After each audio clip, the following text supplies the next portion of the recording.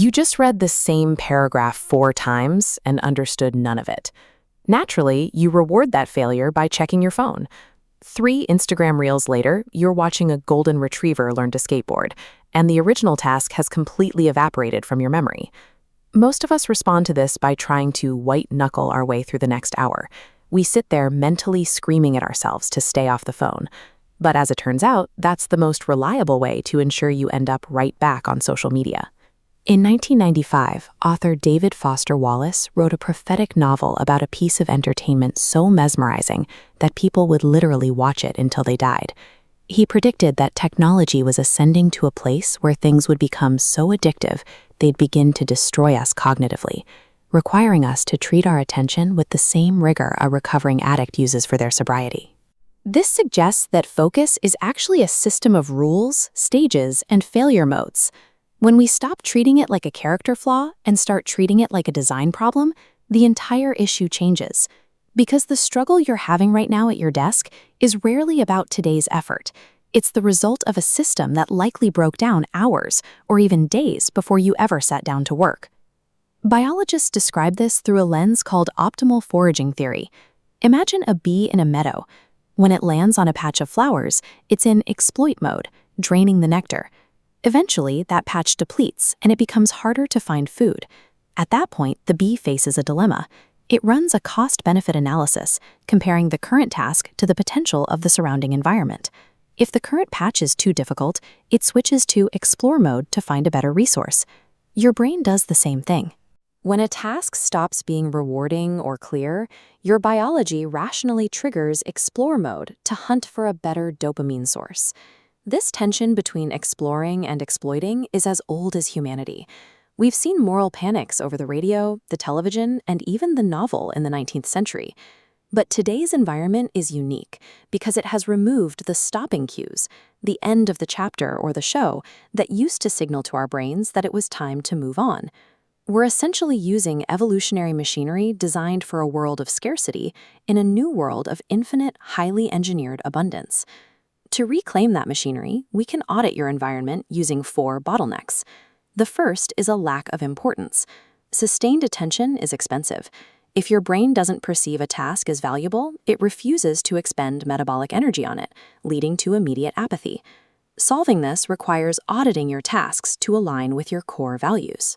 If the work itself isn't inherently meaningful, you have to engineer artificial urgency through stakes or deadlines that your brain can't ignore.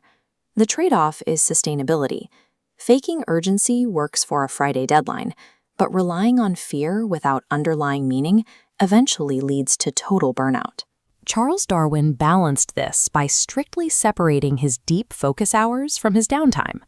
When he hit a block, he didn't stare at the page. He went on thinking walks to let his mind wander intentionally. If the work is important, but you reach for your phone, the bottleneck is a lack of clarity. Massive, undefined goals trigger a defensive retreat. Not knowing the first step, your brain chooses the certainty of a newsfeed over a vague project. You fix this by time boxing. You define exactly what done looks like before you sit down, turning a vague effort into a set of crystal clear instructions. This requires upfront planning, which feels unproductive to people who just want to start moving. But that planning is the scaffolding that keeps you in exploit mode. Without these rules, your brain will always default to the easiest available reward in the room. Beyond goals, focus relies on a physiological foundation. That brings us to the third quadrant, a lack of calmness. When anxious, you overperceive threats and try worrying about everything at once. When depressed, you underperceive rewards. Either state makes concentration impossible. Prioritizing regulation, actually detaching from triggers and calming your nervous system, is a prerequisite for the high-level work you want to do. The trade-off is time. Regulation often looks like doing nothing in the short term, but it's what allows you to be highly productive in the long term. Finally, we have to look at the most fundamental biological constraint, a lack of health. Intentionally directing your attention is a biological luxury. It requires massive metabolic resources. If underslept or malnourished, your body prioritizes vital functions and puts focus on autopilot. This is where we bore you with the basics. daily physical movement, proper daily nutrition, and 8 hours of sleep. The trade-off is convenience. You have to sacrifice late-night scrolling and the revenge bedtime procrastination that acts like a toxin for your executive function. When your biological systems are physically depleted, sustaining deep focus becomes a luxury your brain simply cannot afford to maintain. Match these bottlenecks to your behavior to apply the right solution. The overachiever lacks calmness. Lower your emotional arousal. The generalist lacks clarity.